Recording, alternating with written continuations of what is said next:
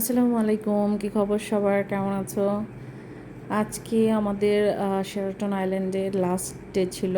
আমরা ওখান থেকে সকাল সকাল চেক আউট করলাম। এই তো এখন আমরা সিটির দিকে যাচ্ছি। নেক্সট আমাদের দুদিনের প্ল্যান ছিল মালয় সিটিতে থাকবো, মালদ্বীপের ক্যাপিটাল সিটি। তো ইচ্ছে ছিল ওখানেই ঘোরাঘুরি করব, ওদের ক্যাপিটাল সিটি এক্সপ্লোর করব কি আছে দেখার জন্য। যে আমরা এখানে এসে নামলাম। এটার সামনেই হলো তোমার এয়ারপোর্ট।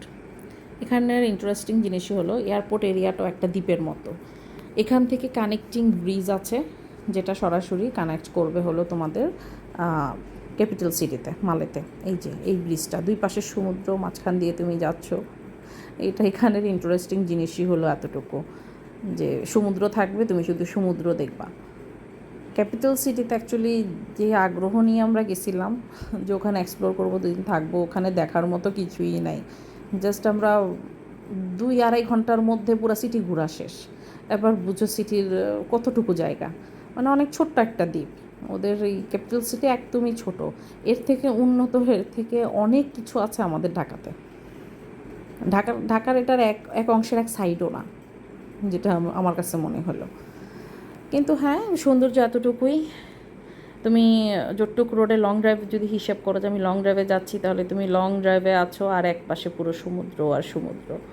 এখানেই দেখার মতো এটাই ইন্টারেস্টিং জিনিস। এই যে এক পাশ পুরো সমুদ্র থাকবে, তুমি যাচ্ছ, আর এক পাশে সিটি।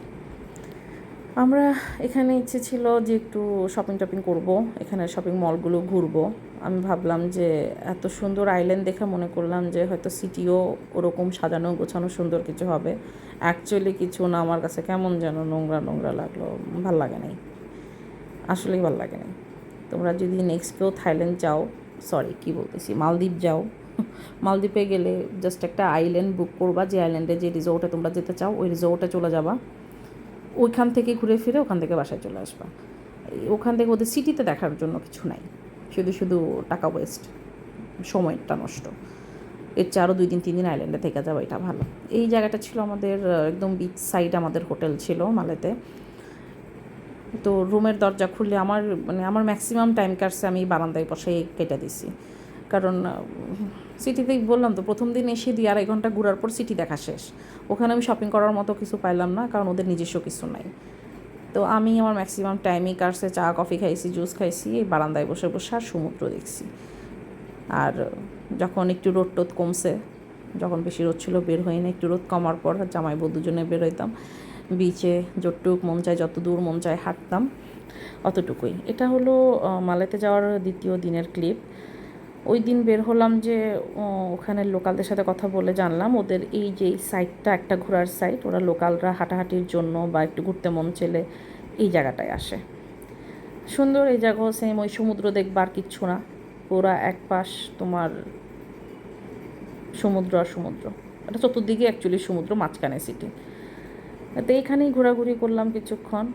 তোমাদেরকে একটা মজার জিনিস বলি, এখানে না খুবই ইন্টারেস্টিং হলো এখানকার যে ছেলেরা আছে, মনে করো যে 16, 17, 20, 22, 25, 26 বছরের যে ছেলেগুলো আছে, ওদের চুলগুলো এত ঘন, এত কালো, মানে আমরা মেয়েদের যেভাবে প্রশংসা করতে পারি যে ঘন কালো কেশ, তুমি এই প্রশংসাটা ছেলেদের করতে পারবা। কারণ আমি এখানে মেয়েদের তেমন চুল টুল কিছু হামরি দেখি নাই, মানে ম্যাক্সিমাম মেয়েদেরই দেখলাম টিনেজ যারা, ওদের সব শর্ট শর্ট চুল। বাট এখানে ছেলেদের, এখানে মনে হয় ট্রেন্ডি এটাতে, ছেলেদের চুল সবারগুলো লম্বা লম্বা, এত ঘন কালো কেশ। আমার মন চাইছে কয়েকবার যে জিগাই, ভাই তোরা কি লাগাস তো চুলে এত এত ঘন কালো কেমনে? আমাদের দেশের মানুষজনের তো চুল পড়ার সমস্যাই যায় না, আর এরা মনে করো কোকড়ানো এক গুচ্ছ একদম পুরা পিঠ ভর্তি চুল নিয়ে যাইতেছে। এই যে এইখানের ক্লিপে কয়েকটা ছেলেকে দেখবা তোমরা, আমি যতটুকু পারছি শ্যুট করার চেষ্টা করছি। ওরা এখানে ওই যে সমুদ্রে নামবে, ওদের সাথে কথা বলে জানলাম এটা নাকি ওরা নেক্সটে প্রফেশন হিসেবে নিবে, এই জন্য ওদের ট্রেনিং চলছে। এই যে দেখো ওরা সমুদ্রে নেমে গেছে, ওরা সমুদ্রের ভিতরে তলদেশে ঘুরে বেড়াবে, এটাই নাকি ওদের কাজ, এটা একটা প্রফেশন ওদের। এটা কেমন প্রফেশন জানি না। এই যে দেখো ওদের চুলগুলো দেখো, দেখছো কি ঘন ঘন কালা কালা চুল। এই যে দেখো এই ভাইয়ার চুল দেখো কতগুলা চুল,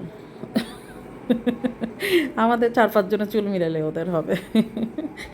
আল্লাহ, ওদের এটা কেমন প্রফেশন আমি জানি না, অত ডিটেলস আসলে ওদের সাথে কথা হয় নাই, কারণ ওদের ইনস্ট্রাক্টর রেডি হয়ে গেছিলো, ওদেরকে জলদি জলদি একদম তাড়াহুড়া করতেছিল, সবাই নামো নিচে নামো, ওদের ট্রেনিং চলছে, ওরা পড়াশোনার পাশাপাশি ট্রেনিংটা করছে। এখানের ম্যাক্সিমাম ছেলেদেরই নাকি এটাই হলো প্রফেশন। তো আমার ডিটেলস আর জানা হয়নি, কেউ যদি জেনে থাকো যে কী এইটা প্রফেশনটা আমাকে জানায়ও। এই তো ব্লগ আজকের জন্য শেষ।